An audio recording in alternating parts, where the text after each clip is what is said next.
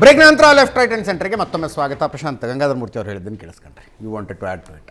ಇಲ್ಲ ನೋಡಿ, ಪ್ರತಿಯೊಂದು ಕಾಲಘಟ್ಟದಲ್ಲಿ ಜನರ ಮಾನಸಿಕತೆಗೆ ಅನುಗುಣವಾಗಿ ರಾಜಕೀಯ ಪಕ್ಷಗಳ ನಿರ್ಧಾರಗಳು ಬದಲಾಗ್ತಾ ಹೋಗ್ತವೆ. ಈಗ ನೀವು 89ರಲ್ಲಿ BJP ರಥಯಾತ್ರೆಯನ್ನು ಶುರು ಮಾಡಿದಾಗ ದೇಶದ ಜನಮಾನಸದಲ್ಲಿ ಈ ಮಟ್ಟದ ಪೂರ್ತಿಯಾಗಿರ್ತಕ್ಕಂಥ ಬೆಂಬಲ ಸಿಕ್ಕಿರಲಿಲ್ಲ. ಕರೆಕ್ಟ್. BJP ಹೋಗಿ ತಲುಪಿದ್ದು 182. ಆದರೆ ನಂತರ ಬಾಬರಿ ಮಸೀದಿ ಧ್ವಂಸದ ಘಟನೆಯನ್ನು ಕೂಡ ಏನು ಪೂರ್ತಿ ಭಾರತದ ಹಿಂದೂಗಳು ಬಹಳ ಸರಿ ಅಂತಕ್ಕಂಥದ್ದನ್ನು ಹೇಳಿದರು ಅಂತಕ್ಕಂಥದ್ದಿಲ್ಲ. ಹೌದು ಹೌದು. ಸುಪ್ರೀಂ ಕೋರ್ಟ್ ತೀರ್ಪಿನ ನಂತರ ನೋಡಿ, ನರೇಂದ್ರ ಮೋದಿ ಬಂದ ಮೇಲೆ ಒಂದು ಪಿಚ್ ಬದಲಾಗ್ತಾ ಹೋಗ್ತಾ ಇದೆ.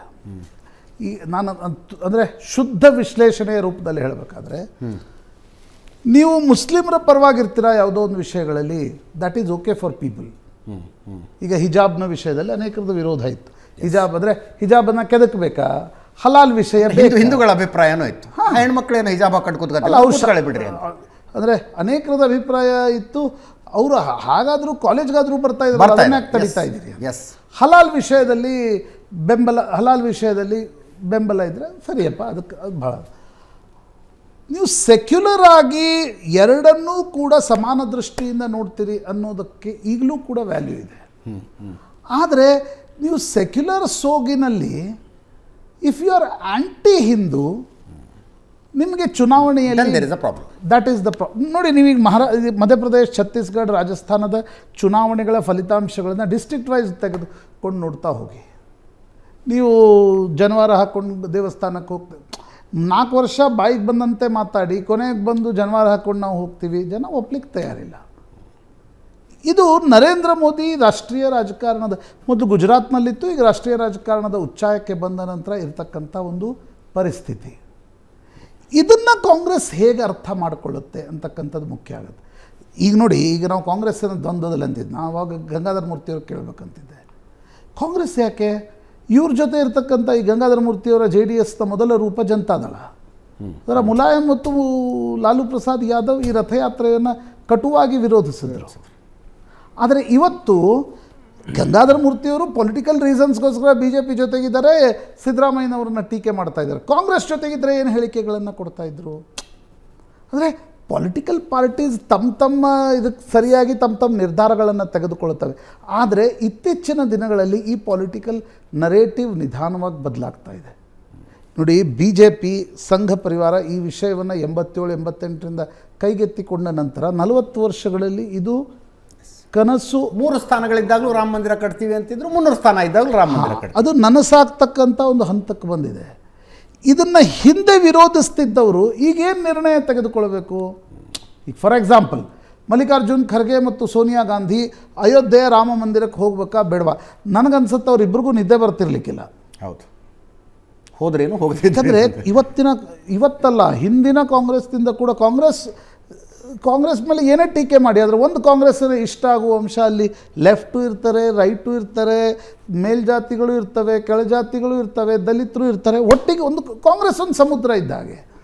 ನೀವು ಇವತ್ತು ಕಾಂಗ್ರೆಸ್ನಲ್ಲೂ ಕೂಡ DK ಶಿವಕುಮಾರ್ ರಾಮ ಮಂದಿರವನ್ನು ಬಂದು ವಿರೋಧಿಸಿ ಎಲ್ಲಾದರೂ ಹೇಳಿಕೆ ಕೊಡ್ತಾ ಇದ್ದಾರಾ? ಕೊಡ್ತಾ ಇಲ್ಲ. ಸಿದ್ದರಾಮಯ್ಯ ಶಿಷ್ಯಂದರು, ಅದರಲ್ಲೂ ಲೆಫ್ಟ್ ಲೀನಿಯಂಟ್ ಇದ್ದವ್ರು ಬಂದು ಕೊಡ್ತಾ ಇದ್ದಾರೆ. ಕಾಂಗ್ರೆಸ್ ಈ ನಿರ್ಣಯವನ್ನು ತೆಗೆದುಕೊಳ್ಳುವಾಗ ಅಲ್ಲಿ ಹೋದರು ಅಂತ ಅನ್ಕೋಣ, ಲೆಫ್ಟ್ ಲೀನಿಯಂಟು BJP ಆ್ಯಂಟಿ BJP ಇದ್ದು ಕಾಂಗ್ರೆಸ್ಸನ್ನು ಬೆಂಬಲಿಸ್ತಕ್ಕಂಥವ್ರ ಕಥೆ ಏನು?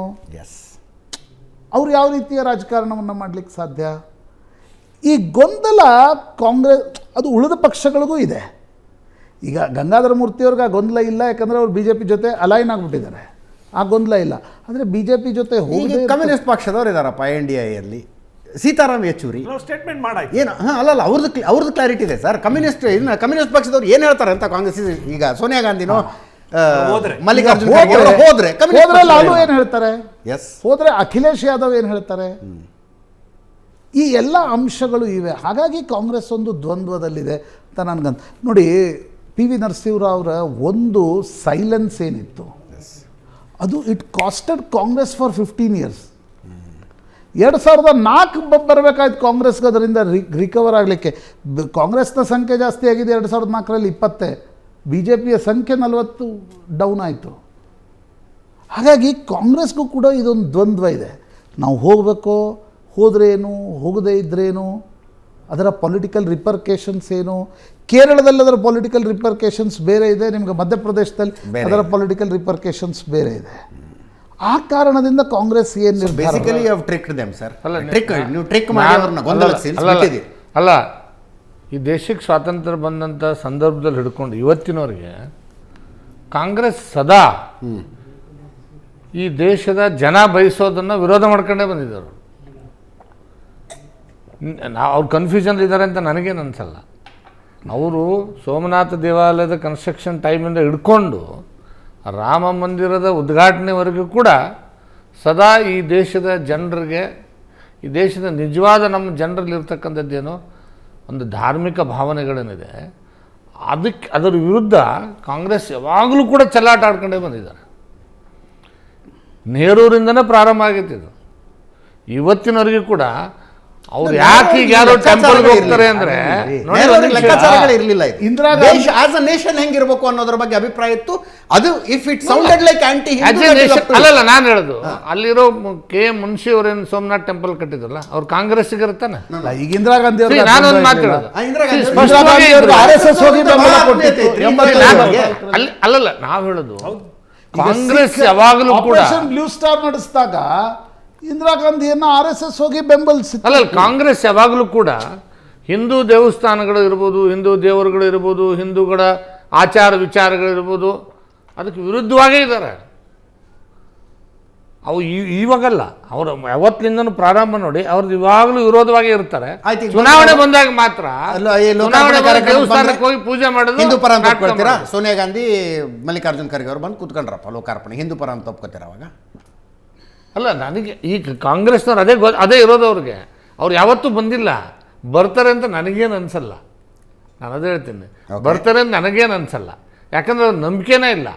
ರಾಮನ ಮೇಲೂ ನಂಬಿಕೆ ಇಲ್ಲ, ಕಾಶಿ ವಿಶ್ವನಾಥನ ಮೇಲೂ ನಂಬಿಕೆ ಇಲ್ಲ, ಕೃಷ್ಣನ ಮೇಲೂ ನಂಬಿಕೆ ಇಲ್ಲ, ಯಾರ ಮೇಲೂ ನಂಬಿಕೆ ಇಲ್ಲ. ಈ ಕೌಟುಂಬಿಕ ಜಗಳ ಇರ್ತಕ್ಕಂಥ ಜನರ ಮೇಲೂ ನಂಬಿಕೆ ಇಲ್ಲ, ಜನರ ಆಸ್ತಿ ಮೇಲೂ ಕೌಟುಂಬಿಕ ಜಗಳ ಇರುವಂಥ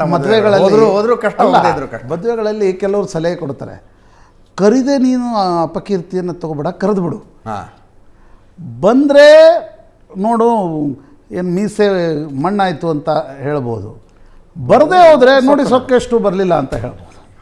ಅಲ್ಲ ಅಜಿತ್ ಅವ್ರೆ, ಇದ್ರ ಜೊತೆಗೆ ನೋಡಿ, ಈಗ ನಮ್ಮ ರಾಜ್ಯದ ರಾಮ ಮುಖ್ಯಮಂತ್ರಿ ರಾಮ ನೋಡಿ, ಅವ್ರಿಗೆ ರಾಮ ಮಂದಿರ ಉದ್ಘಾಟನೆ ಮಾಡೋ ಟೈಮಲ್ಲೇ ರಾಮನ ಭಕ್ತರ ಮೇಲೆ ಎಷ್ಟೊಂದು ಪ್ರೀತಿ ನೋಡಿ. ರಾಮನ ಭಕ್ತರು ಎಲ್ಲೆಲ್ಲಿದ್ದಾರೆ ಅವ್ರನ್ನೆಲ್ಲ ಹಿಡಿದು ಸಾರಿ ಇನ್ನೊಂದ್ಸಲ ಮಾತಾಡ್ಸಕ್ ಆಗ್ಲಿಲ್ಲ ತಮ್ಮನ್ನ, ಮತ್ತೆ ಚರ್ಚೆ ಮಾಡೋಣ ಅಂತ. Thank you Prashant. ಇದರೊಂದಿಗೆ ಇವತ್ತಿನ ಲೆಫ್ಟ್ ರೈಟ್ ಸೆಂಟರ್ ಮುಗಿಸ್ತಾ ಇದ್ದೀವಿ. ನೇರ ದಿಟ್ಟ ನಿರಂತರ ಸುದ್ದಿಗಾಗಿ ನೋಡ್ತಾ ಇರಿ ಏಷ್ಯಾನೆಟ್ ಸುವರ್ಣ.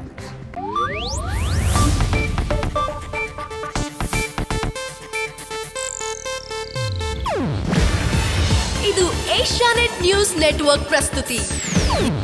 ನೀವು ನೋಡ್ತಿದ್ದೀರಾ ಏಷ್ಯಾನೆಟ್ ಸುವರ್ಣ ನ್ಯೂಸ್.